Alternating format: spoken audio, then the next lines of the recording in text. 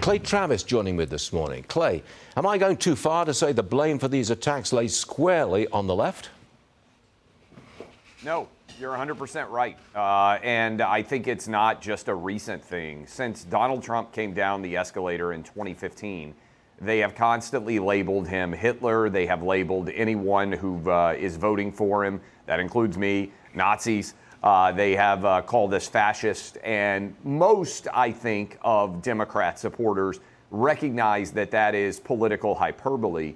Unfortunately, there is a certain wing of their party, a cadre of truly insane people that buy it and believe it 100%. And those people are willing to engage in violent acts based on that rhetoric. Look, we used to talk about back in the day, in a pre-Trump era, you would sit around, you might have a few beers, and there would be an ethical debate. Should you do something to baby Hitler? Do you remember those days where you would sit around and that was kind of the debate? And it was kind of a silly thing, but it's an ethical idea of how do you respond to true evil. A lot of people, if they buy these arguments, believe that they are heroically standing up to Nazis.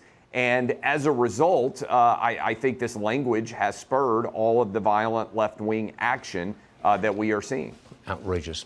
Next one, Clay. Governor Newsom appeared on Stephen Colbert. He says there will not be an election in 2028 unless the country wakes up to the code red. Watch.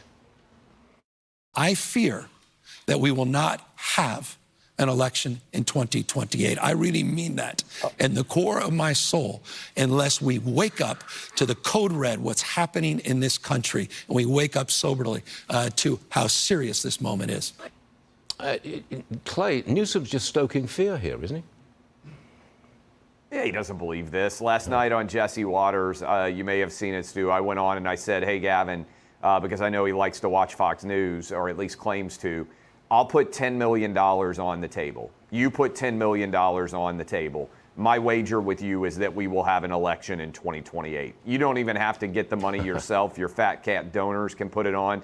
And I told him I'd take him out for a nice dinner at the French Laundry when his $10 million came over to me. Good one. The problem here, I think it ties in directly, Stu, with what you just said, which is there is an element of the Democrat base that believes him. Gavin Newsom doesn't believe this. He doesn't think that we're actually not going to have elections in 2028. Heck, in New York City, where you are, we're about to have elections for the mayor in 2 months, right? I mean, we're going to have midterms. We're going to have a 2028 election. Gavin Newsom wants to be the nominee, and he thinks it helps him to speak to the crazy people in his party and convince them that he's with them, and he also believes that we may not have a democracy in 2028. He's completely lying. He doesn't believe it, but that's unfortunately what he thinks is going to help him in the political realm on the left. Well said, Clay Travis. Thank you very much for being with us. We appreciate that. Thank you.